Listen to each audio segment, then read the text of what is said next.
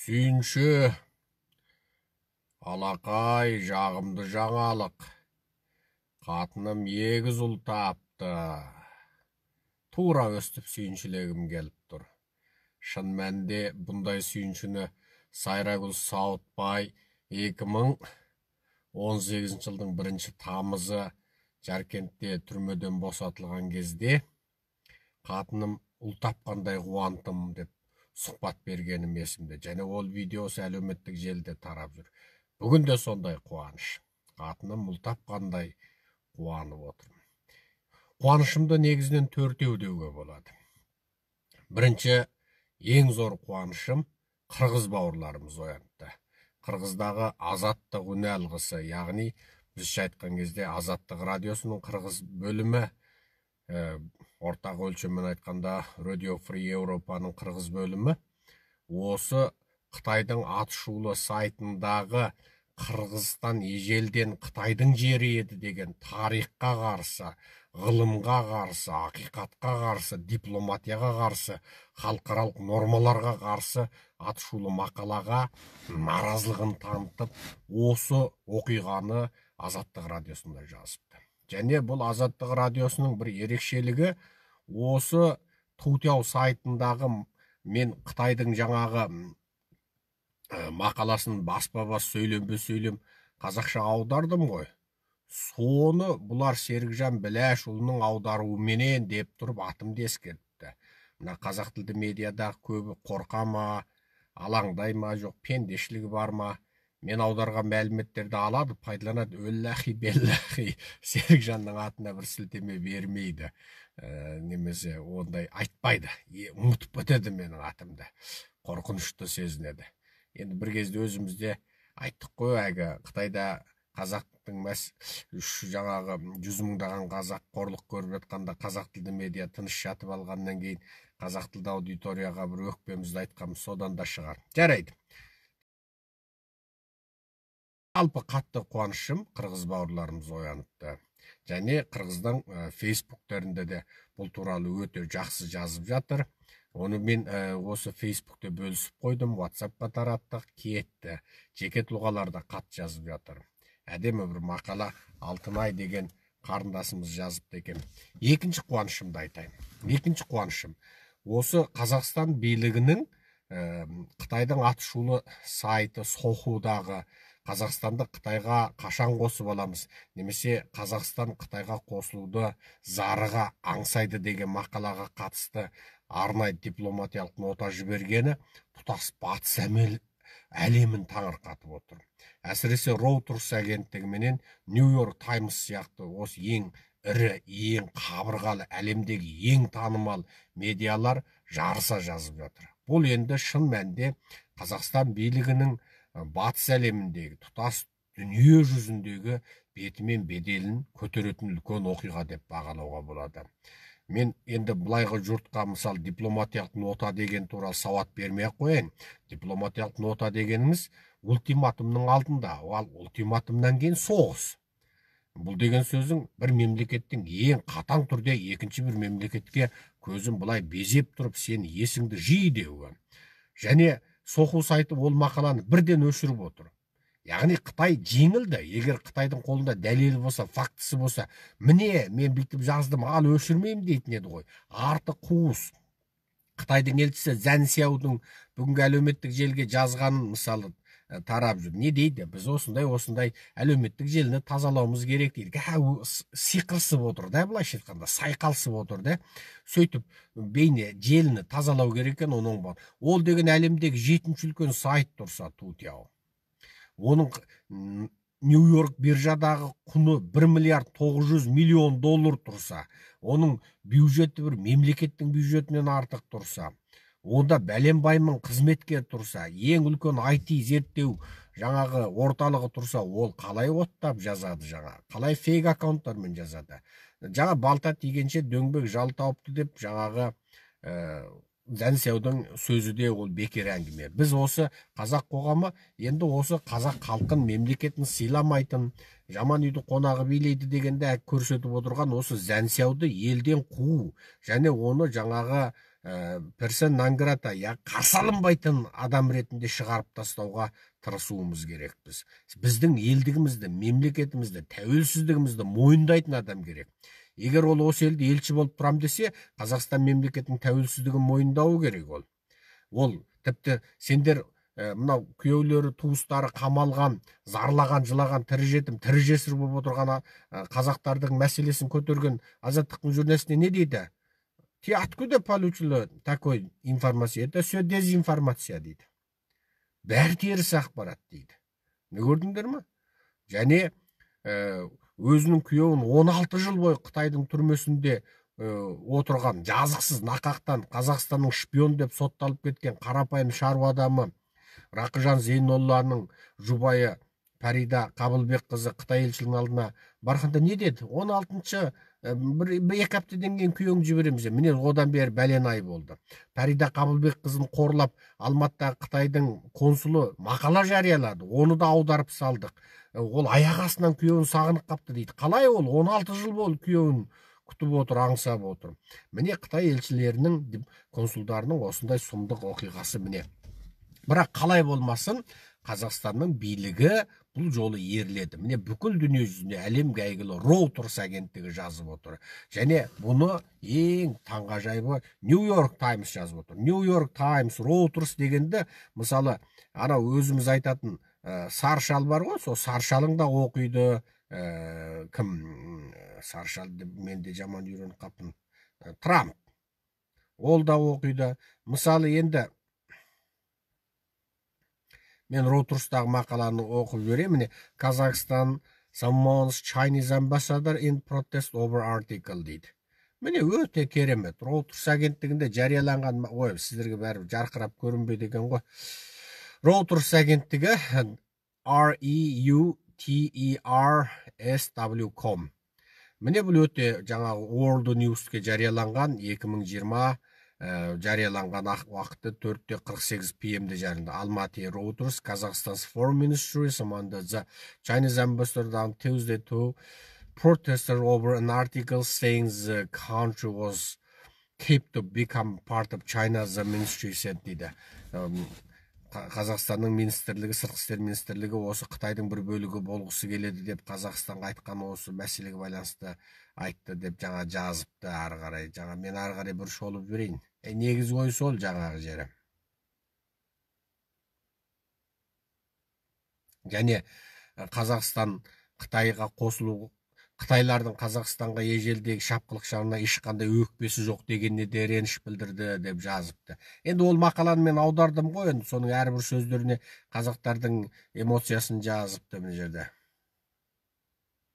Why Kazakhstan is eager to return to China and the published on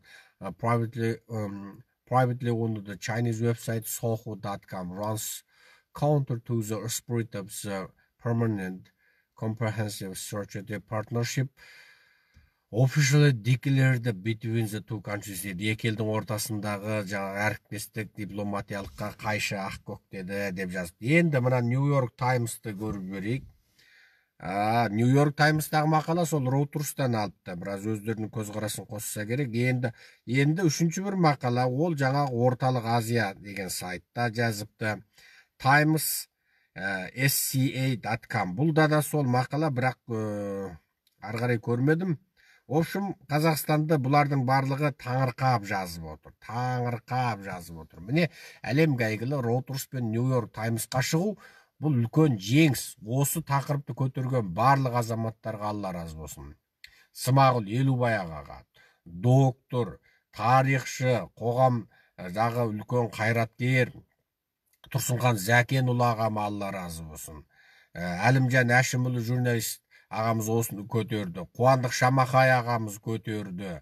Алла разы болсын. Ауыт Мұқибек жаз, Құлгермелемес ағам жаз. Ең бастысы осы оқиғаның тарихи дерегін айтқан Әлімғазы Дәулетхан ақсақал атамызға Алла қуат берсін. Алла тағала ол кісіге Жамбылдың жасын 100 жас берсін. Сол осы атамыз міне ең алғашқы міне Қытайдың жоспар ту бастан Либайды қазақ қылып, анау тарихта болмаған Кехменер деген ақынды қазақ қылып, олар осы Қазақстанда туып өскен, бірақ Қытай тілінде өлең жазған дейді. Ойлашы, Қазақстанда туып, анау 7-8 ғасыр, 6 ғасырда Қазақстан территориясында Қытай тілінде өлең жазатын ақын бар деу, Қазақстанды ежелдің ежелінен Қытай деу ғой. Соған қарсы тұрған сол Әлімғазы Дәулетхан тарихшы, ғылым кандидаты ағамыз, атамыз үлкен. Сол кісіге міне бір разы болсын деп айтайық. Сұраған елдерге телефон жариялаймын. Ол кісі міне өзі науқаш, жаңадан жасы да келді. Бірақ міне қандай рух, міне сол кісіге. Енді екінші жаңалығымды айтайын, сүйіншілеріңізді дайындай беріңіз. Бұл енді өте керемет жаңалығым. Қырғыз бауырларымыз міне Азаттық Орик сайтында жариялап отыр. Мен көрсетейін. Азаттық Орикта олар бейсенбі 16 апрель 2020 Бишкек дейді. Вақтысы 1:58 дейді. Бейсенбі күні түнгі сағат 1:58-де жариялап отыр. Бейсенбі осы қазір емес пе? Бәрін уақытты қарап берейікші. Ал енді мен мынаны оқып жіберейін. Қытайда шыққан макалаға Бишкек жауап беребі дейді. 3 сағат мұрда дейді. 3 сағат бұрын жариялапты Ыдырыс Искаков деген кісі. Ал енді жаңа Тутау сайтының скриншотын берген. Қытайдың малымат сайттары Қазақстан жана Кыргызстан жайгашкан аймақ мурда Цин империясына караштуу болгон деген манайдагы макалаларды жариялай баштады. Буга байланышты Казакстан Кытайга наразылык нотасын жолдоду. Ал эми Кыргызстанды Тишки иштер министрлиги азырча маалыматка реакциясын билдире элек. Яғни билдире элек деген билдирген жок деген сөз. Кыргыздар бар элекпин десе барган жокпун деген сөз. Яғни Кыргызстан, Қазақстан өзінің наразылығын білдірді, бірақ Қырғызстанның сыртқы істер министрлігі әлі бұған реакция білдірген жоқ дейді. Қырғызстан Қытайдың жері болгон деген мазмұндағы макала Қытайдың tutiyao.com атты белгілі сайтында 11 апрелде жарияланғаны дайын болды. Қазақстандық активист Серикжан Биляш Қырғызстан еркіндік алгандан кейін эмне үчүн Қытайға кайткан жок деген темаменен жарияланған макаланың әрбір сөйлемін окуп, аны казакчаға көтөргөн видеосын 14 апрелде жариялады дейді. Bunu енді түсініп тұрсыз ғой. Қазақстандағы активист Серикжан Біляш Қырғызстан еркіндік алғандығы не үшін Қытайға қайтадан қосылған жоқ деген темаменен жарияланған мақаланың әрбір сөйлемін оқып, оны қазақшаға аударып 14 апрелде жариялады дейді. Ой, қырғыз бауырларымыз алла разы болсын. Ары қарай қырғызшасын тіке оқиық. Мына қырғызшаны оққаннан гөрі тыңдасаң бірден түсінесің. Жазғанын оқысаң түсіну қиындау, бірақ тыңдасаң бірден сөйлесе түсіне кетесің. Қырғызстан хан династиясының тұшынан беркі миңдеген жылдар бойы Қытайдың аймағы болгон. Юан жана Цин династияларының тұшында да Қырғызстан Қытай менен аралашып жашаған. Цин династиясының акыркы жылдарында Орус империясы Борбор Азияны өзіне карата баштаган. Борбор Азия деген орталық Азия. Борбор деп орталықты айтады. 1864 жылы Орус империясы Кубатын жоготуп койгон Цин империясының түндүк батышындағы 440 миң чарчы чакырым аяттан баш тартууга аргасыз кылган. Андан соң дагы 70 миң чарчы чакырым аянтын тартып алган. Ошондо Қытай жалпысынан 510 миң чарчы чакырым жерінен айрылған. Бұд Кыргызстан мына ошол аймақтың içinde турат. Кыргызстан, Монголия сыяктуу байыртадан бери Кытайдын аймагы деп көтөрөдө Биляш макаланы дейді. Мен фамилиямды колдонуп тургам. Макалада ошондой эле Кыргызстан Кытайдын курамында турганда абдан бай жашаган, азыр дүйнөдөгү эң кедей өлкө. ИДПсын жан башына бөлгөндө $1000 гана тиет деп өлкөнүн экономикалык абалы да талданган. Бул да эле Кытайдын дагы бир белдөө маалымат агенттиктердин бири Соху .com эмне үчүн Казакстан Кытайга кайткысы келет деген макаланы жарыялаган. Анда Син империясынын тушунда казак уруулары Кытайга баш ийип турганы жазылган. Баш ийип деп тәуелді болуп десе керек. Жунгар хандыгы кулагандан кийин 18 кылымда, кылым деп биз айтабыз го, кылым деп, гасыр деген сөз. 18 асырда казактын улуу кичүү жана орта жүз уруулары бара-бара Син империясынын карамагына өткөн.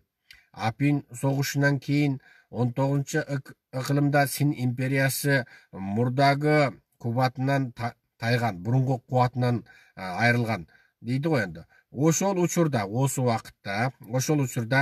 Кытайга караштуу жерлер, анын ичинде Казакстандагы Орусиянын курамына өтүп кеткен. Мына ошентип жер бөлүштүрүү Кытай Казакстандан айрылып калган. Ушу тапта Кытай Казакстанга көп инвестиция салды. 400 000 Кытай жараны Казакстандын ар кыл тармагында тынымсыз иштеп жатат. Жаран деп азаматты айтат. 400 000 Кытай азаматы Казакстандын ар саласында жумуш істейт дейди. Казакстандын кичи шаарларында жашаган тургундар өздөрүн Кытай акыны Либонун 8 кылымда жашаган Кытай акыны деп жакшыраак эскертүү берген. Либонун урпагыбыз десе, дагы бир дары өздөрүн ханзу деп эсептешет деп жазады макалада. 28 мартта жарык көргөн бул макаланы казакстандык интернет колдонуучулар кызуу талкуулашады. 14 апрелде Казакстандын Тышкы иштер министрлиги Шохрат Нурушев Кытайдын Казакстандагы элчиси Жан Сяону чакыртып, өз сөз болуп жаткан макаланын мазмунуна наразы экенин билдирип, Бейжиңге наразылык нотосун жолдоду дейт. Ары карай Жан Сяодун отурган сүрөтүн коёду. Сүрөттүн астында Казакстандын Тышкы иштер министри Шохрат Нурушев менен Кытайдын Казакстандагы элчиси Жан Сяо деп жазып койгон. Казакстандын Тышкы иштер министрлигинде Кытайдын Казакстандагы элчиси Жан Сяо менен жолугушу болду. Анда Кытайдын маалымат агенттиги жазган макалада казак тарап наразы экенин билдирди. Мындай маалыматтар Кытай менен Казакстандын өлкө башчылары 2019 жылы 11 сентябрде ар тараптуу түбөлүк кызматташтык тууралуу кол койгон келишимге каршы келет деп маалымдады мекеме. Адатта дүйнөдөгү ар кыл окуялар тууралуу социалдык тармактарда көз карашын ачык жазган Кытайдын Казакстандагы элчиси Жан Сяо бул жолу эч кандай пикирин билдирген жок. Түшүндүңүздөр го, дүйнөдөгү маселелер тууралуу көз карасын ачык айтатын Жан Сяо бул жолу эч кандай пикир билдирген жок дейди. Кытайдын Казакстандагы элчилигинин расмий сайтында да чуулуу макала тууралуу эч кандай билдирүү жарыяланбады. Кытай дүйнөдө экономикасы жактан АКШтан кийинки эле держава, яғни АКШтан кийинки держава. Бул өлкөдө Казакстан 11 миллиард доллар, Кыргызстан 1 миллиард 700 миллион доллар карыз. Мында ушул себепте улам буга чейин расмий Бишкекте, ресми Нур-Султанда Кытайдагы бордошторунун саясий лагерлерге жаптырып камалып жатканына наразылык билдирип койгонго батынган эмес дейди. Казакстан тууралуу макала жарыяланган sohu.com Кытайдагы ири маалыматтык интернет платформасынын бири. Баш кеңсеси Бейжиңде жайгашкан. Кытай өкмөтү менен тыгыз байланышта иштейт. Компаниянын акциясы АКШтын дүйнөлүк биржада илинип турат. Ал эми Кыргызстан тууралуу макаланы чыгарган Tuutiao.com сайты Кытайдагы эң ири маалыматтык интернет платформасынын бири. Tuutiao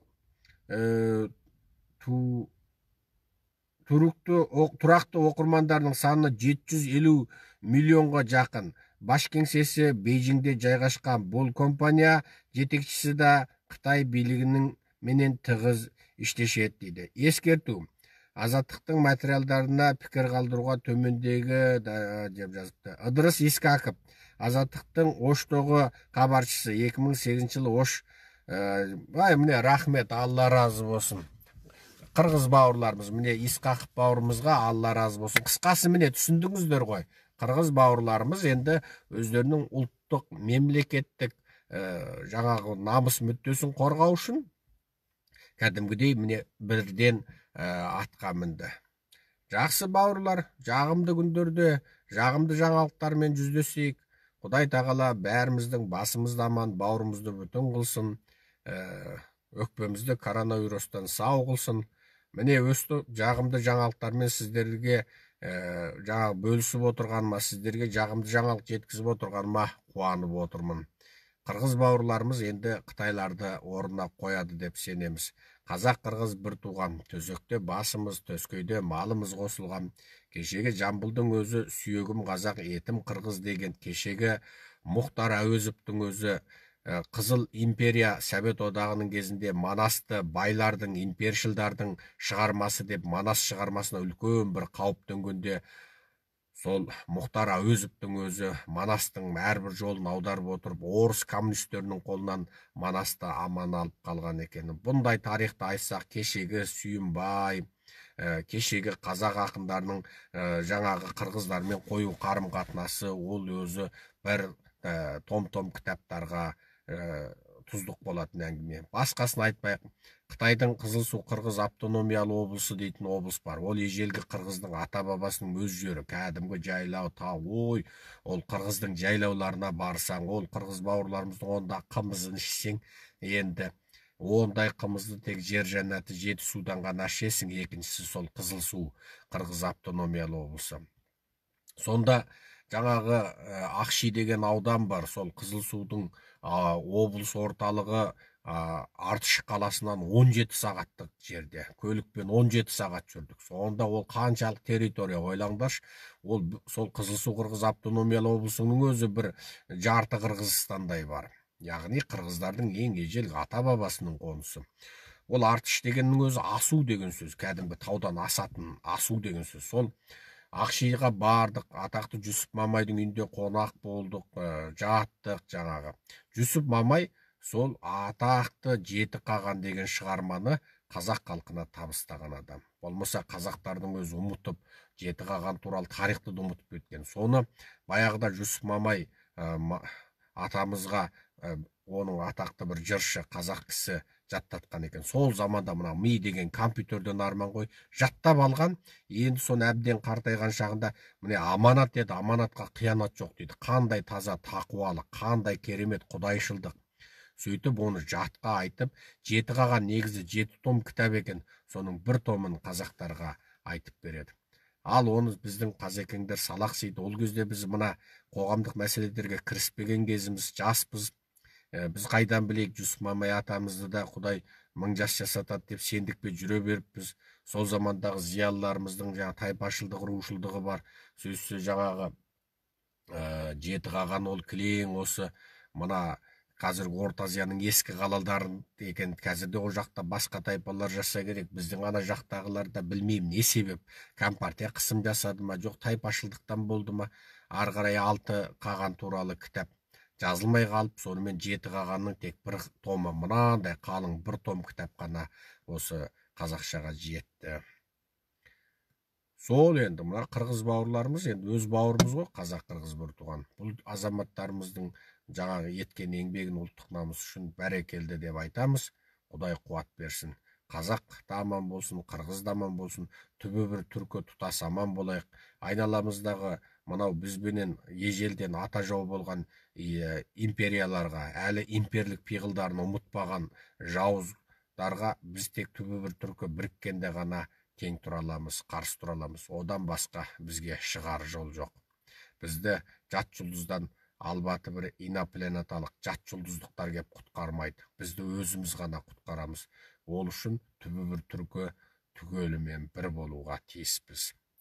Қытайдың қандай арам ниеті барын білдік. Мынау коронавирус, Қытай ол айналасындағы бізге ғана емес, бүкіл адамзатқа апат алып кеп отыр. Ендеше біз осы жолда аман қалуға тырысу үшін түбі бір түркінің бірлігі, түгелдігі керек. Міне қазақтар дипломатиялық нота жолдап, бүкіл адамзаттың алдында үлкен беделге, абыройға ие болып отыр. өзіміздің тәуелсіз екендігіміздің, ел екендігіміздің бір белгісі осы. Ендеше барлығымыз тас түйін болайық. Осындай оқиғаның барлығында біреуміз мәселе көтергенде қалғанымыз іліп ала жөнеліп, ол кезде ауыл иті бөрі көрсе бір кеді деген мақалдың шындығын дәлелдейік. Сау болыңыздар, құрметпен алдарыңызда Серікжан Біләшұлы. Бізді қолдаңыздар, лайк басыңыздар, комментарий жазыңыздар, үздіксіз бөлісіңіздер, тоқтаусыз жора жолдас туыс туғандарыңызға біздің каналдарымызды таратыңыздар. Атажұрт Қазақ Human Rights, Facebook, Twitter, Instagram, YouTube бөлісе беріңіздер. Сау болыңыздар.